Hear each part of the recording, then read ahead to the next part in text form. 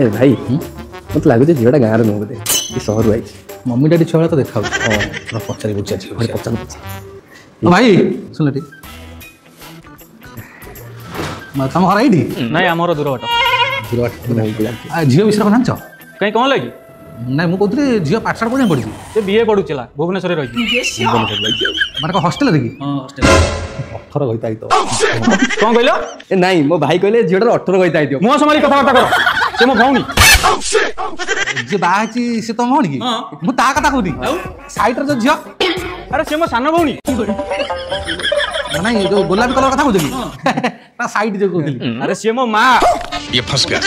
माने मां को कहि परिबो से सेपट देखला से साइडटा सेपट किए पड़े